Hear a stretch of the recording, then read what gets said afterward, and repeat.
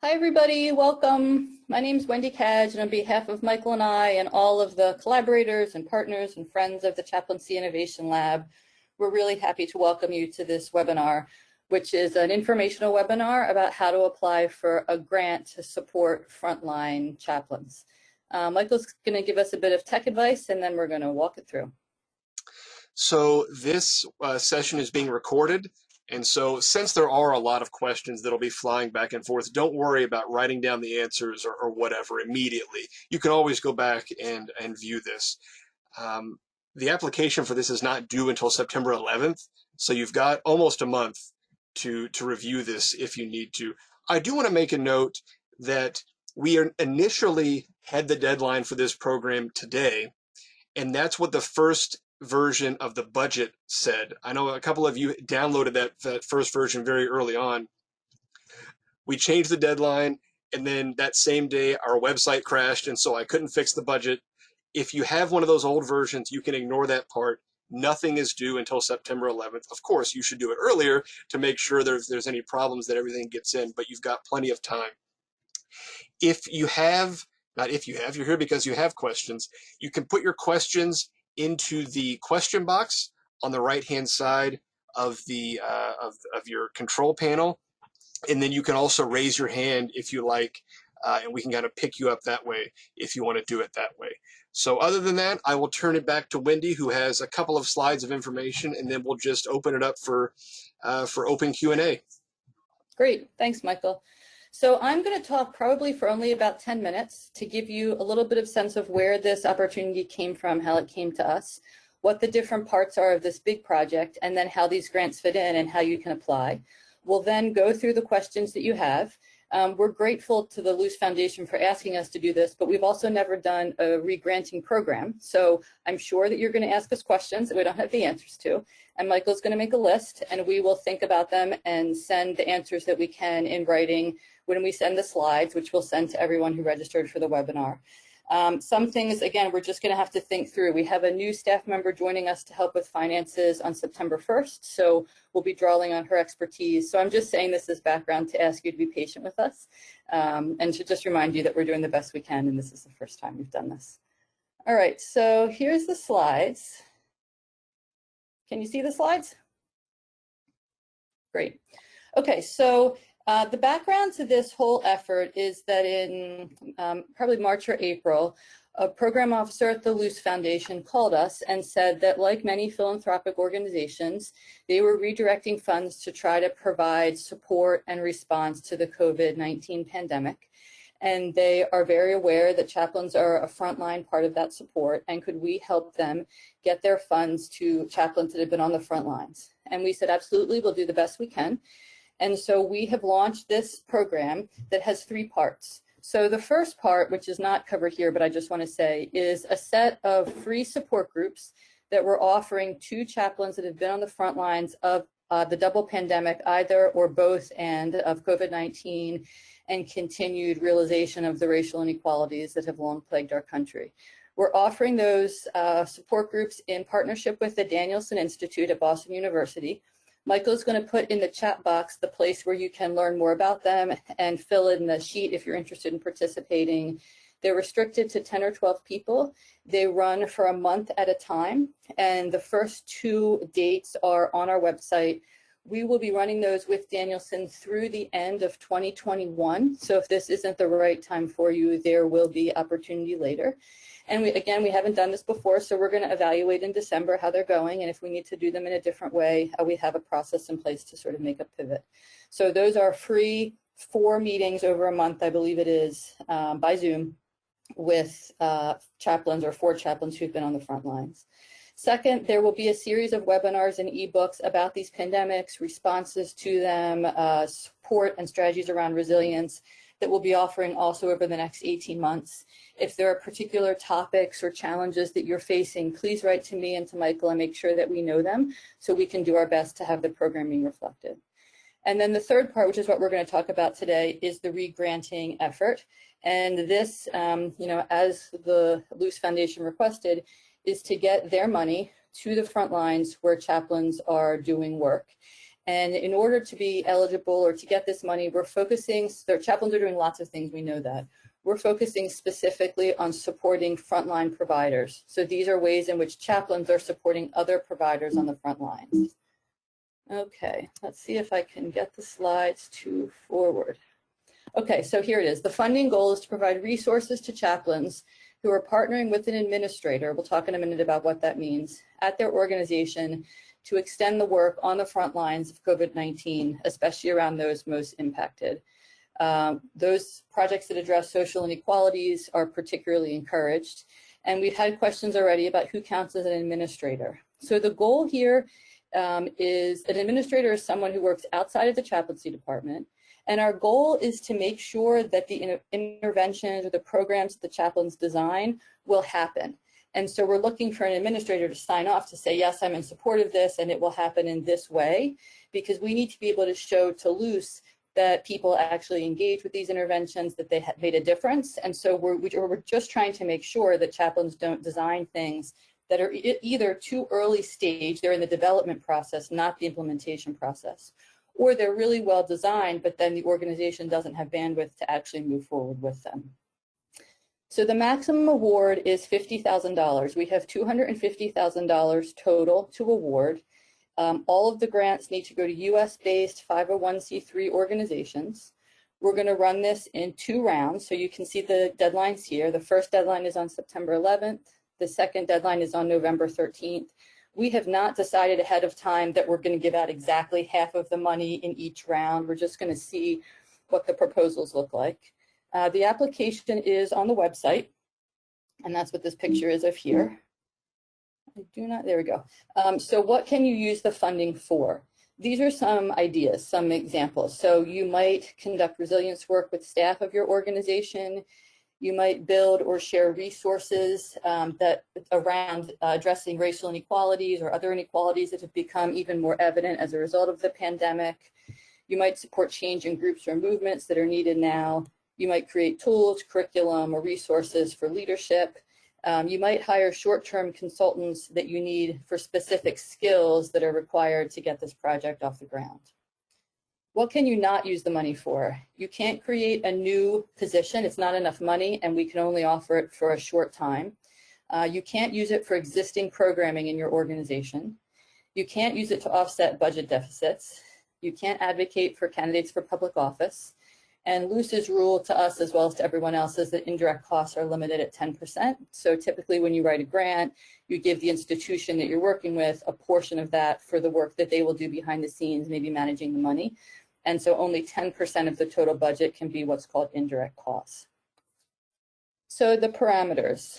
As I said at the beginning, the projects need to be co-led by a chaplain and an administrator, ideally in the same institution. We've had some calls from some of you that are looking to partner across organizations, and we're open to that. If that makes sense for your project, I talked with someone who's at a theological school who was interested in partnering with some of the local prison chaplains, and that's okay. The theological educator was, in this case, I believe, trained as a chaplain. She could include with her application a letter from the administrator of the prison about their plans going forward. So ideally in the same institution, but if it makes sense for your project to be in 2 different institutions, we can work with that. We're committed to research, right, and using research to improve the work that we all do. So it's important as you think about project ideas that your project has the potential of having measurable results. And one of our new staff members, her name is Shira Hecht, and she'll be starting with us next Monday as the kind of research, what's her title? Research, I can't remember, organizer, facilitator or something. She or someone else, Shira's a sociologist, will be connected to each of the projects we fund and will work with you to be able to evaluate if it worked. So we need to make sure that you're designing something that has measurable results. We'll have a few team meetings with everyone who's awarded grants so we can learn from one another every month or every other month after the grants are awarded. So we're looking for you to be willing to do that. All of the funds need to be spent within a year of them being granted, and all of the funds have to be spent by December 31st of 2021. That's when this grant ends. You need to be a 501c3. You can't ask for more than $50,000. And everyone who asks, the organizations need to be in the US. How are we going to review these? So we've actually already set up the reviewing sheets. So these are the exact questions that when we read to review, we will be answering and making notes on. So if it were me and I was drafting my materials, I would just make sure as I draft that I had answered each of these questions. So first, you need to tell us what the problem is that you're trying to fix or address, and give us some evidence that it's actually a problem and that people in your organization think that it's a problem. Tell us what the outcomes or the result will be of what you plan to do and how you might measure it. So if you're going to hold, I don't know, support groups or Tea for the Soul sessions for frontline nurses, maybe you would do a short survey after them to see how helpful the nurses found them to be. We can brainstorm some other examples in the Q&A. Is the plan likely to work? So do you know what the current situation is so that we would be able to sort of see if there's change? If the project is successful, how much potential is there to scale up? So, we're really interested in the lab in trying new things and supporting chaplains in trying to do their work in slightly different ways than it's always been done. And ideally, if some of these projects work, we can work with you to try to get additional funding, and then maybe we can share the plans across our different institutions to help the field in general. Has the leadership team previously coordinated on related efforts? This isn't required. If you have, or you can show us that you've worked together, you have good relationships, this isn't someone you talked to about this last week to put this proposal together, that would be helpful. Are you eager and willing to be in our network and to share your project and what you learn with others? Again, we're all about collaboration. And we do want to know if this project has already been underway or has started. We want to know sort of where you are in the cycle. So these are the criteria that we have in our spreadsheet that we'll use as we read each proposal. So the application is on the website. Maybe Michael can stick the link in the chat. We tried to do this as simply as possible, which is challenging. But basically, you need to do the application in one sitting, because we don't have a way right now, we don't have, frankly, the money or the software to make it so that you can save and come back to. So I know that that's an inconvenience, and I apologize. If we get more money, we'll set it up better. But basically, to plan in one sitting, what you need to put in, and you can download, before you even start, you can download on the site a list of everything you're going to need, so you can draft it in Word or Google Docs or whatever, and then transfer it over. So in addition to the application, which I'll talk about in a minute, you need a 2-page resume for whoever the chaplain and the administrator are. You need evidence of 501c3 status, and any of your grant offices or someone in leadership at your organization likely has a form that shows that the organization has 501c3 status. So you need to figure out who has that form and where to get it, and you need to upload it to the portal. And that's, again, because we need to show Luce where the funds are going. This was something they were concerned about. And then you need to fill out the budget, which we tried to make in a simple way. The math and everything will work if you stick in the numbers. So you can download the budget and fiddle with it and be ready to upload it with your application. Okay, so the project proposal itself is more or less a 2,000-word proposal that answers these questions, which will look very much like the criteria we're going to use to review. So what's the problem you're addressing? What will you do? How will you do it? What effects will it have? What would success look like? And how will you know if your plan is successful? Who will benefit? And what is your organization's commitment to sustaining this effort if it is successful? Again, you don't have to have the right answer to all of these things. We're not only going to support projects where the organization is committed to sustaining it, but if your organization is committed, that would help, because again, we're trying to invest in the short term, but with the long term in mind. Okay, so here's the timeline for each round. We're in the webinar period now over here, and you can see the plan. We're trying to work very quickly because Luce and we and all of us want to get this money out as soon as possible. So we are committed, and we're trying to work as best we can with the processes at Brandeis, because all this money has to go through various offices to get the money out to you by early October. So you can see that here. And then you'll see the timeline for the second round, which is a bit later in the fall. I think we've reached the end. I think so too. I'm just trying to get out of here. Awesome. So again, there's the deadlines.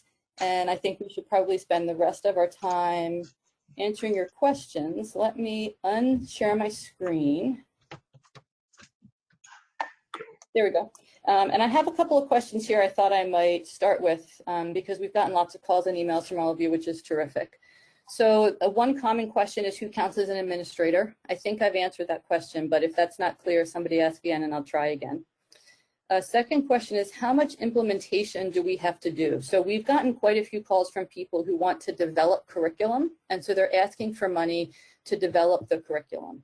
We will only pay for you to develop the curriculum if you will also, within the period of the grant, use the curriculum and be in a position where we can hear from the people that are being taught with the curriculum what effect it has. So we're interested in sort of curriculum development only to the extent that you're implementing it in the same time period and we can sort of measure the effectiveness of the implementation.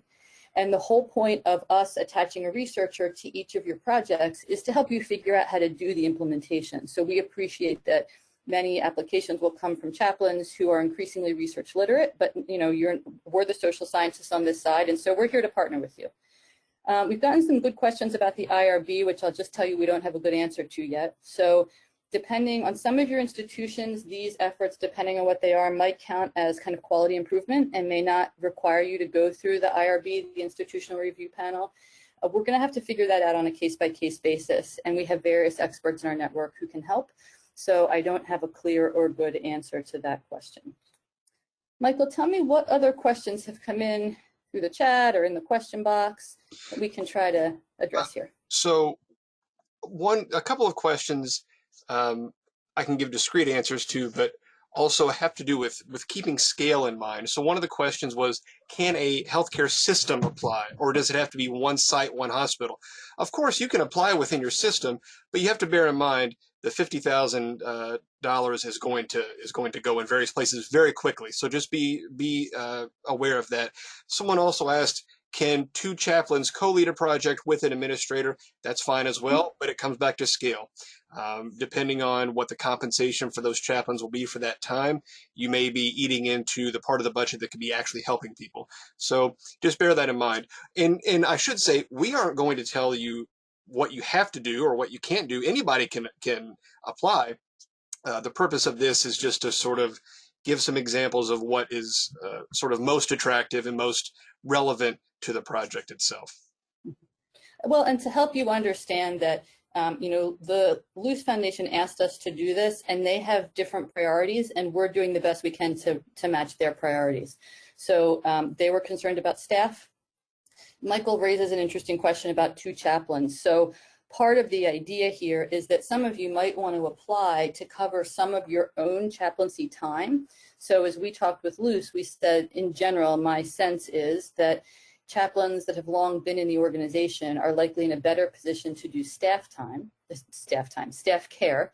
So if you could free up some of your time to do more work with staff and use the money from the grant to pay someone per diem or for a certain number of months to pick up that part of your patient load, assuming that the patient sort of rotates, so the issue of continuity is perhaps less important there, or perhaps you're doing telechaplaincy right now and it might be easier to get someone to cover patients. It could give you more time. So this is what we talk about as buying out, right? Using part of the grant to cover part of your time by actually paying someone else to do a portion of your work. Any of you in organizations that are big have grants offices, and you need to call those grant offices because they will likely have a process for working this whole thing through and a lot of rules, which Michael and I can tell you more about than you ever want to know. And so you want to make sure you're doing it in their parameters. It doesn't go very well when you write a grant and then call them and say, I have X dollars. You're usually up a creek at that point. So make those calls early. What else is coming in? Just a couple of really quick questions. Does the nonprofit have to be associated with ACPE or APC? No. Any 501c3 can apply. You do have to be based in the United States, hence the 501c3, but other than that, anybody can apply. To be a little bit more clear about, to follow up on what Wendy just said, if you want to use some of the funds to pay a chaplain who is PRN, or if you want to hire a temporary research associate or whatever, that is fine. Using some of the money for someone who is distinctly just for this project, that's fine. it can't be used as partial funding for a new position or anything like that. It has to be just for this project alone.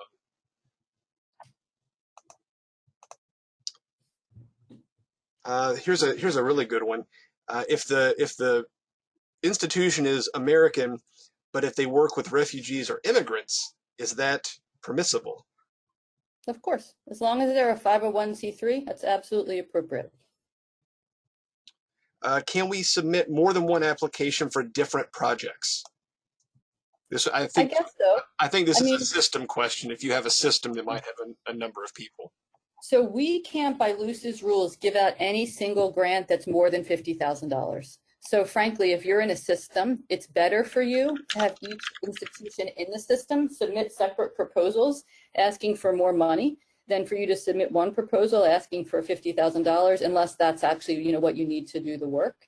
So I'm also hearing that a lot of these questions sound like they're coming from healthcare, and I want to be really clear that these funds are open to people doing chaplaincy work in any setting. So if there are community chaplains listening in that are working with the unhoused, if there are prison chaplains listening in, if there are, we've had some conversation with some chaplains in higher ed, these funds, police, people working with police or with social movements, anyone who can apply through a 501c3 is welcome and encouraged to do so.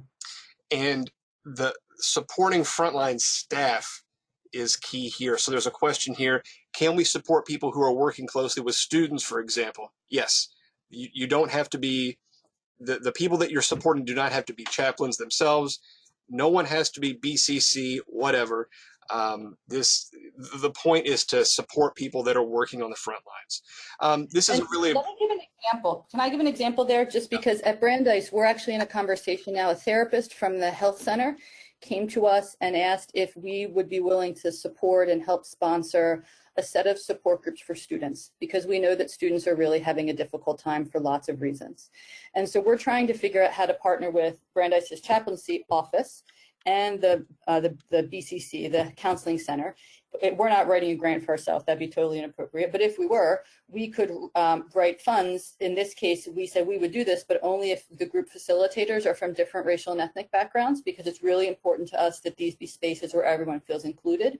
So we could ask for grant funds to hire a temporary staff member to help to lead X number of support groups over X number of months, right? So that's a way we're using the money to support frontline staff, right? The therapists and the mental health providers, and serving students in the process. Sorry, Michael, to cut you off.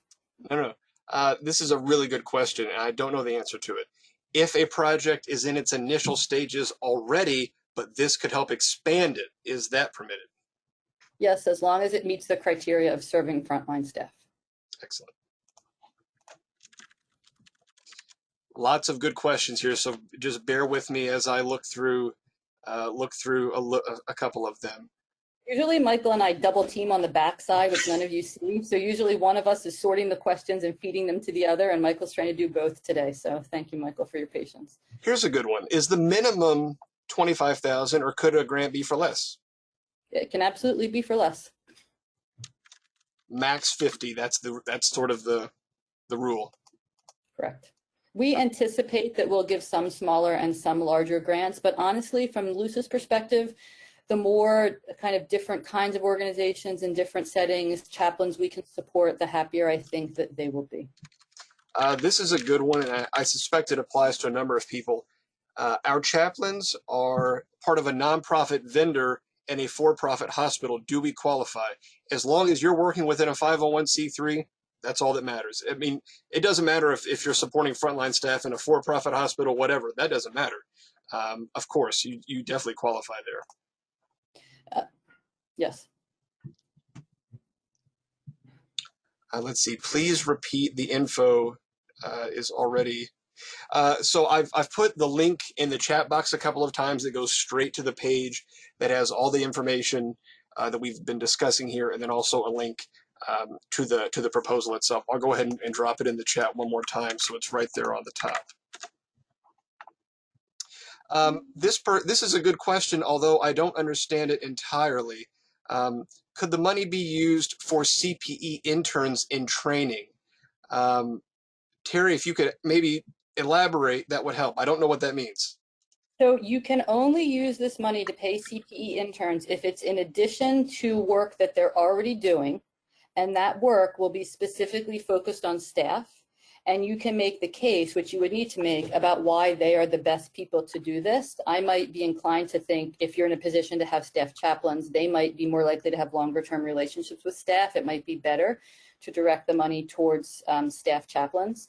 But if you want to use CPE interns, you can, but you need to specify what they'll be paid, how the pay they may already be getting will be sort of made up or addressed, why they're the best people to do the work. If you're not approved in the first round, can you reapply in the second round? Absolutely, please do. Let's see. Someone already asked about the IRB. And really, in those situations, it's a case-by-case basis. It depends on what you want to do. And we'll take that into account when we come across that. And Shira will be in the group that reads these. So she and I and Michael, I mean, we'll all be thinking about how to make this work with IRBs. And we'll be in conversation with you about it. Would caregivers of hospitalized children also be included in frontline staff? Are they paid caregivers or family caregivers? Family caregivers. That's a hard question. I think this has to be programmatic, systematic, something that can be deployed in other settings as well. Right. So if you want to develop a set of programming, I'm making this up as I go, so let's think about it out loud. If you are asking for money to develop some programs and resource materials that would support the parents of hospitalized children who are obviously in a really very, very difficult position right now, you can use the funds to develop the curriculum and the materials and to pay someone to help you do that and to deploy it. We would then want to work with you to see if we could figure out a way that felt ethically appropriate to get some feedback from the caregivers about whether these resources were helpful, how they use them. So as long as what you're doing with the money is developing resources to support the caregivers, it would be a stronger proposal if you did this in collaboration with the social work department at your institution. And you could get the social work department perhaps to agree to continue to use the resources you've developed for the next 5 years or something, because then you could also make the case that you're supporting the social workers as frontline caregivers and extending their ability and capacity to do the work that they do with these families. Does that make sense? Is it permitted to compensate frontline staff if they participate in research? This is not a research project, so I'm not sure. I need to understand more about the situation, but often we give incentives to people who agree to be interviewed or whatever for research projects. I think that's a great idea, but this is not primarily money for research. So to better answer that question, I would need to understand why the frontline providers were being compensated and how the research they were being compensated for connected to the intervention or the program or the support that the project was trying to deliver.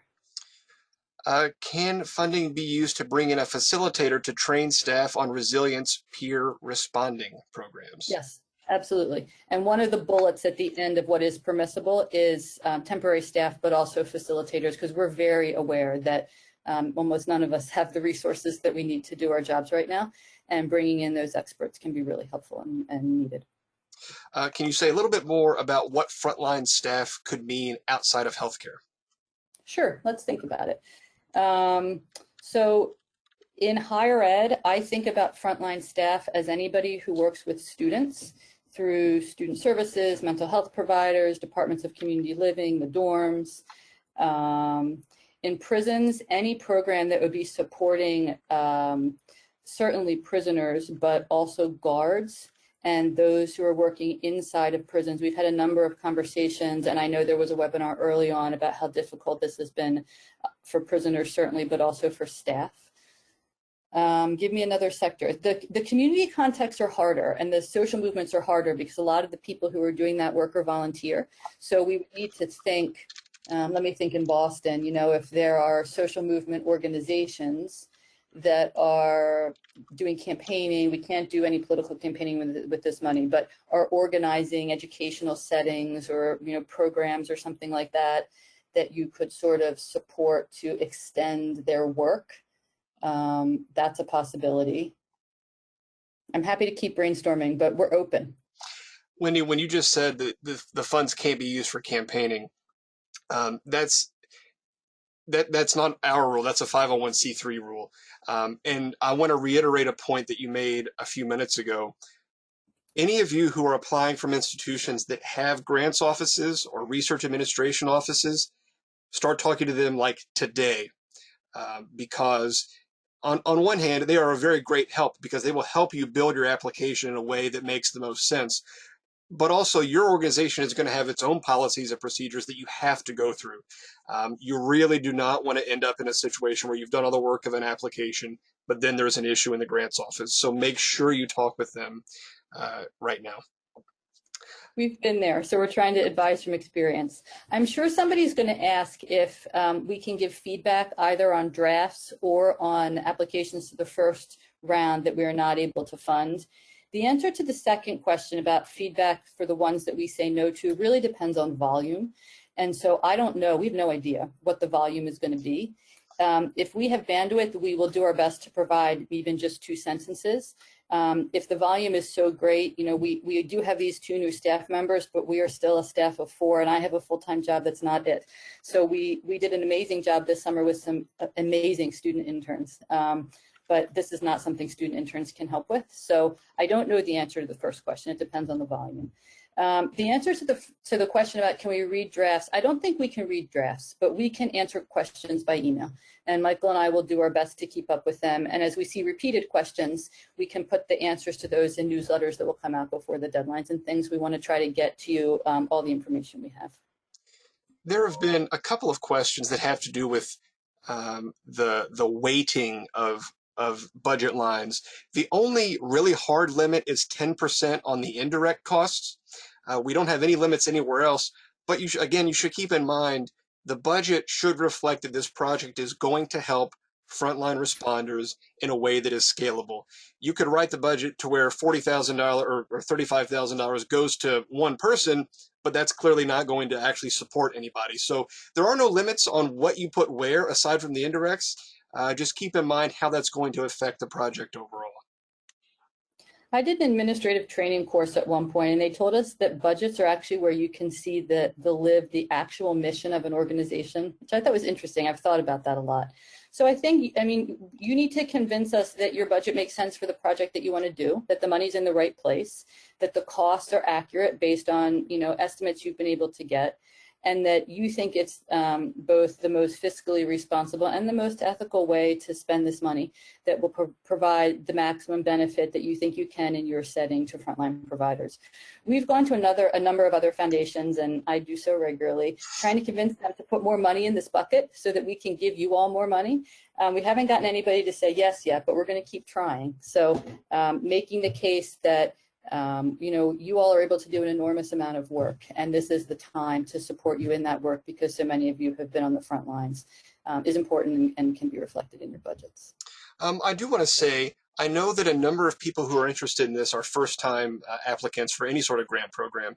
If you have any questions about any of the details or definitions or whatever, do not hesitate to ask. Of course, that's fine. Now, what provokes that is that someone asked, what do you mean by indirect cost? That's a great question. So when you look at the budget template, the second to last line will say either indirect, or sometimes it says F&A for facilities and administration. You might call it overhead. But the point of that is this is the money that your organization uses to administer the grant. It pays for the people that are in the grants office. It pays for your space. It pays for all the things that are not directly associated with something on the grant. If your organization will accept less than 10%, that's good for you because that's more money that you can put into the actual program. It just can't be more than 10%. And so for the person that asked this question, the way that works is you add up all the things that you need for this project, you calculate 10% of that, combine those two numbers, it can't go over 50,000. The budget template will do all that for you automatically.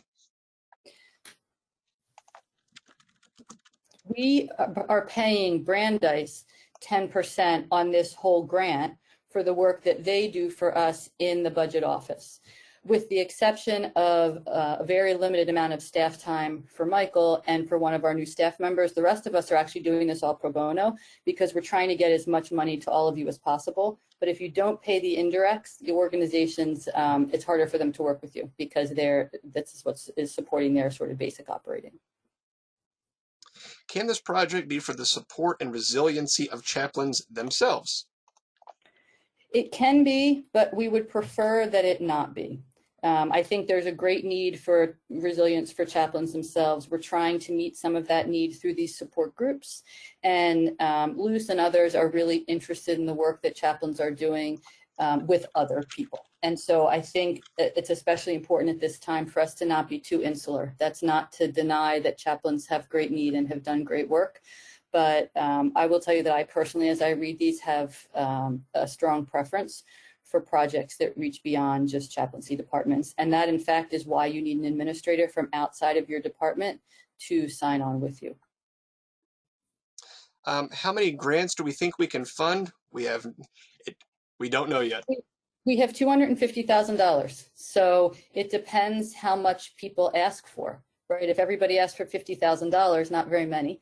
But we're not only going to give out grants at $50,000. So I think when we did the budget, Michael, what did we say, like 6 or 8 or 8 to 10? But we were guessing because we didn't know what they were going to come in at. And I will continue, Michael can tease me because I do this all the time, to try to find more money to put in the bucket. If any of you are connected to foundations, I mean, what we are arguing is that the money that we have from Luce is paying for the staff costs from Michael and another staff member that are needed to do this project.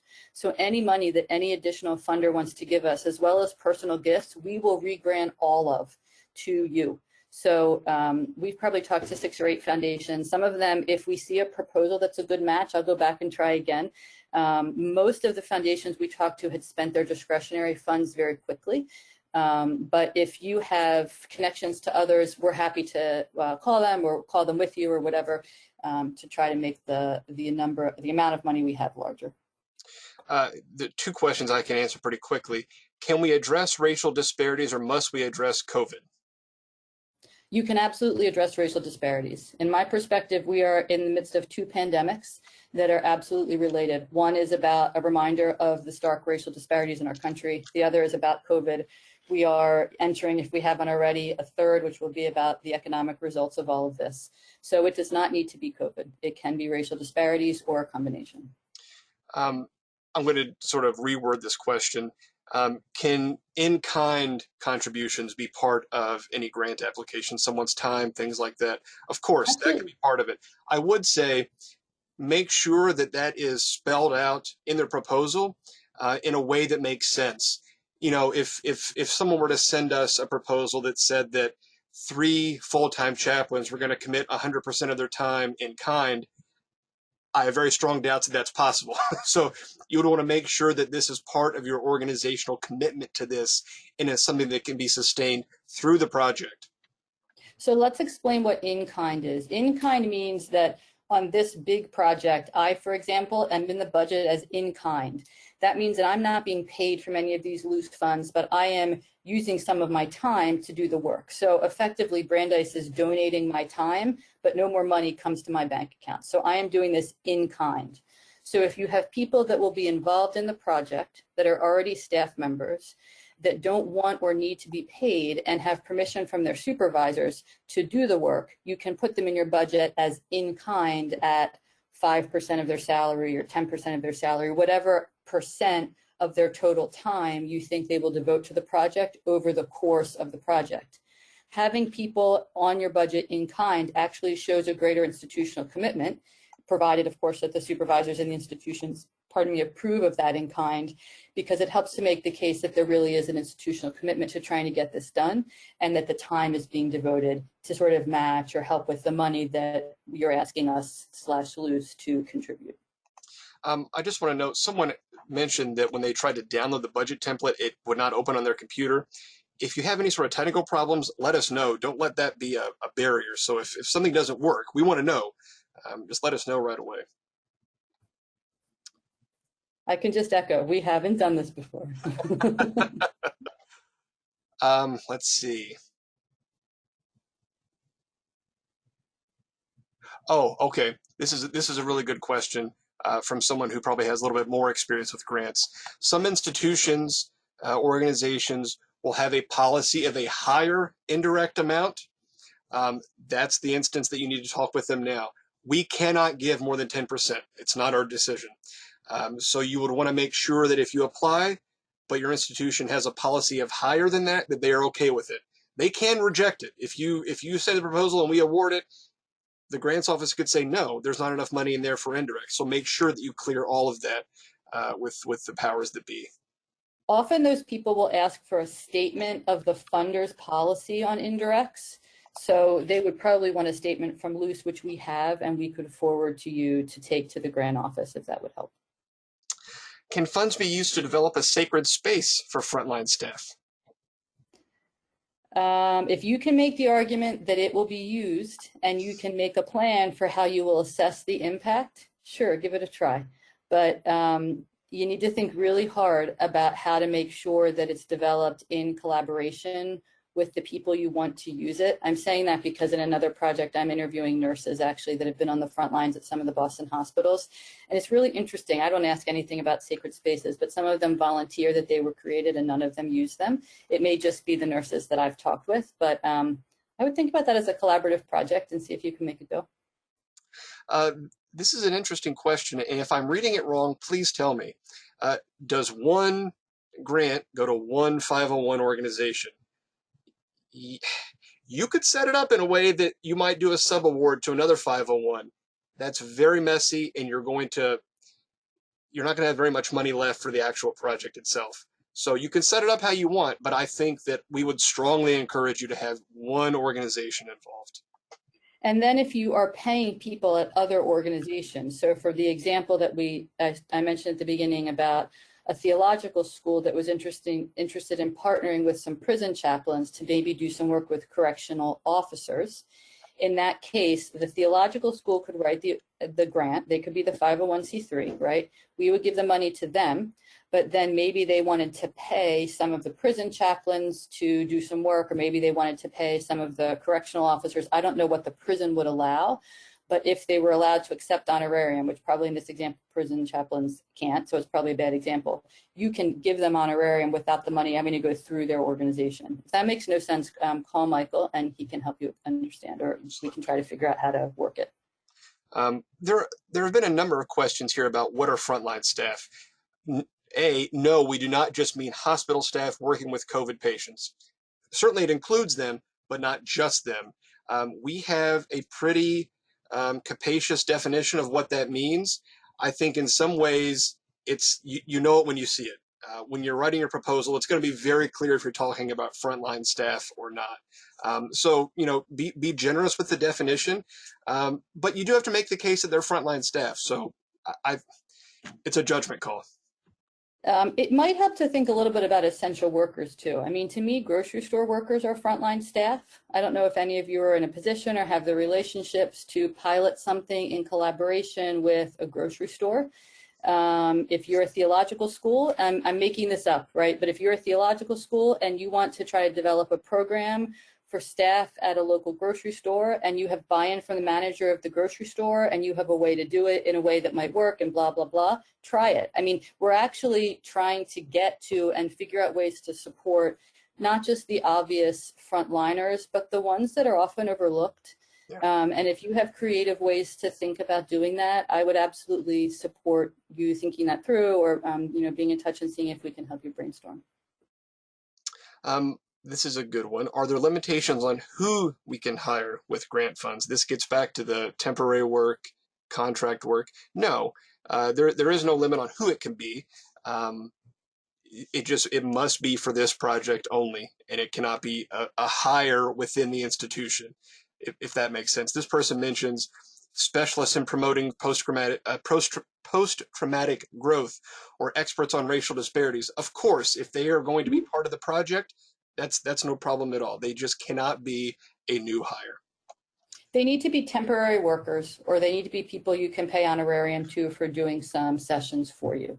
Temporary hires probably at some organizations need to go through HR, but the hire needs to be temporary, right? It can't be a permanent position.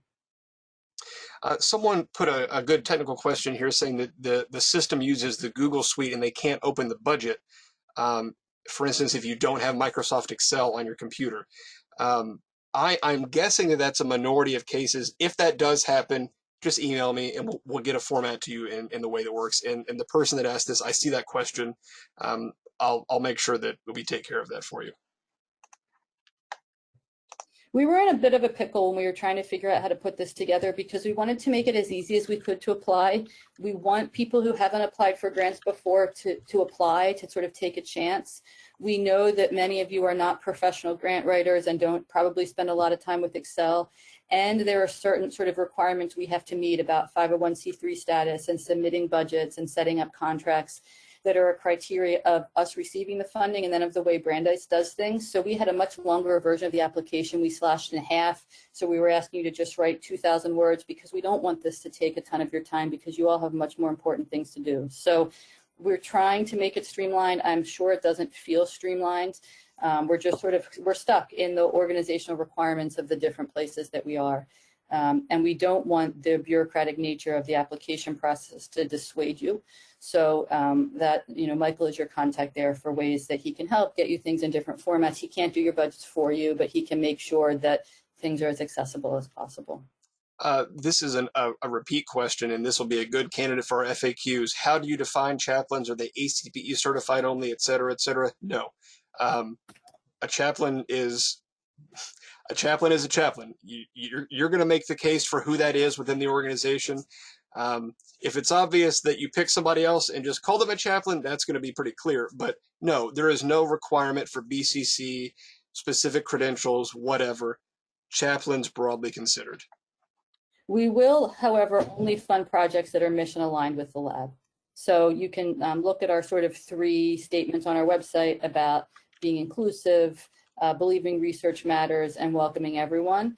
And so you do need to make the case if it's relevant in your setting that the project that you plan or the individuals with whom you will work are in agreement with those principles. There are a lot of questions here, which is both a struggle and a gift. Thank you. It's wonderful to see so much interest. Let's see. Does the word limit include references? Yes, but you don't need a lot of references, just a few. Use the words more to tell us your plan. Let's see. Like Wendy said, usually there are 2 of us doing this while other people are talking, so trying to do it live is an example of we're learning this on the fly. Could frontline staff include environmental staff and or food service workers? Absolutely, and it should, because they are on the front lines. Wendy, if you could sort of review the timeline quickly, how soon will the response come after submission? Yep, let me go back and share the screen. We actually have the meetings already set up. Can you see the screen? Yes. We already have the meeting set up to make the selection decision. So the applications come in on the 11th, which I believe is a Friday.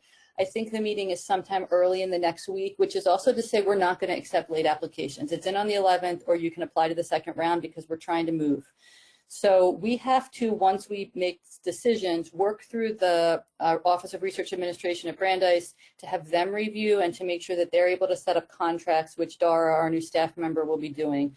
So we have said mid-September here because we don't know how long it will take to do that. We're working with that office to actually have draft contracts already set up that we can drop language in. So we hope mid-September, again, certainly by the end of September, that you will be notified. And we hope to get the money out as quickly as possible after that.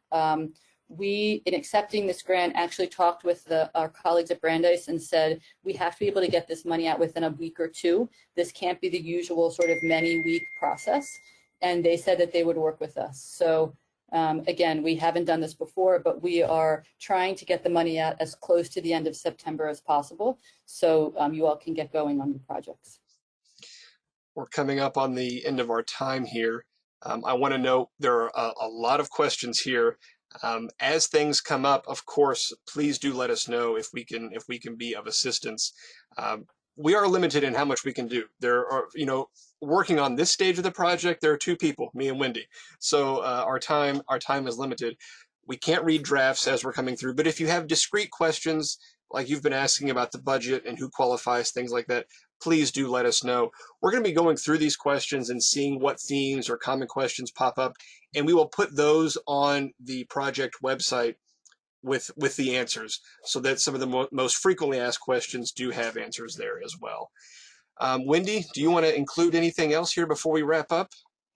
No, we're really thankful for your time and interest. We're very grateful to the Henry Luce Foundation for asking us to help them get this money on the ground. Shelley Rambo and colleagues will be facilitating a wonderful webinar tomorrow about trauma, and Shelley and her colleagues have written a terrific new ebook. So if you haven't had a chance to look at that, I would encourage you to download the ebook, come to the webinar if you're able. We've got a lot coming up for the fall. We've been working hard on trying to get you what you need. So stay in touch with us. We're doing the best we can. We're thankful to all of you. And we'll, again, as Michael said, we'll go through the questions we didn't get to, and we'll post the answers as we're able and send them back out with this recording. All right. Thank you very much. All right. Thank you all. Have a great afternoon. Bye-bye.